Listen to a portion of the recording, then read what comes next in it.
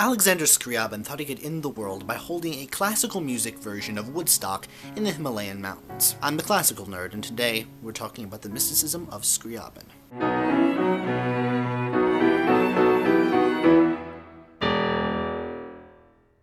Alexander Scriabin was born in January of 1872, and he was raised primarily by female relatives. Like many musicians, he was fascinated by instruments at a young age, and began tinkering with pianos. Considered feminized by his upbringing, the precocious Scriabin first attended a military school, before ending up in the Moscow Conservatory, where his classmates included Sergei Rachmaninoff and Joseph Hoffman. He studied piano and composition in equal amounts. He had small hands, and zealous over-practicing led him to injure his right hand.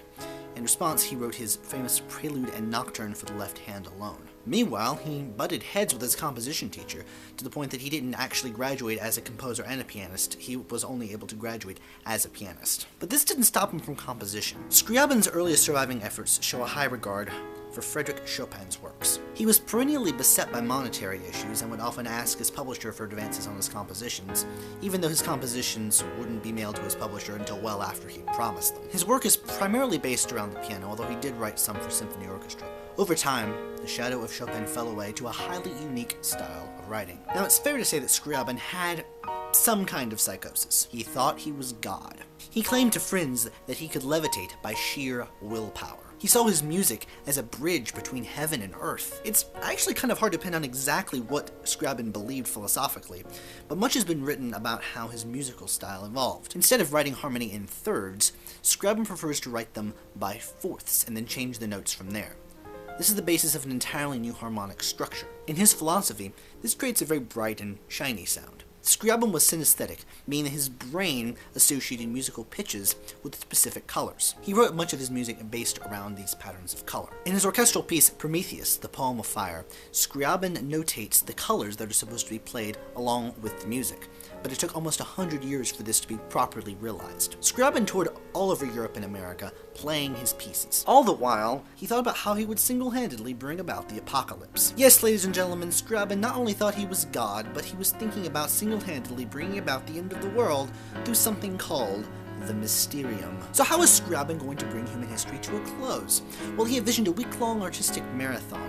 Music, lighting, dance, all the arts rolled up into one. It was going to be at the foothills of the Himalayas. Bells would hang from clouds. He would be playing the piano at the center of a massive orchestra, and at the end of a week, the world would dissolve into bliss, and all of humanity would rise. He thought that the sheer glory of their combined artistry would be enough to raise humanity to a higher plane of existence. Spoiler alert, this didn't actually happen. He got a little pimple on his lip and then he died. But he did get started on the prelude to this massive thing, and he called it the prefatory action. Russian musicologist Alexander Nimtin spent almost 30 years working through these sketches and making them into a very long and difficult but performable version. Due to historical coincidence, Scriabin's death immediately preceded the Russian Revolution, and so after his death, people didn't really remember his music. But even though it fell out of the public eye, Russian pianists continued the tradition. They added all sorts of Scriabin pieces to the repertoire, from the early flashy Chopin fanfiction to the really unique, utterly bizarre philosophical sound worlds of his later pieces. He also left behind a small school of mystical composers who sought to emulate his musical style, even if they didn't align themselves with his particular brand of philosophy. These composers fell out of favor with the Soviets when they began cracking down on music that they didn't like. Undoubtedly, Scriabin was a true maverick. Despite his eccentricities, he truly was a creative genius.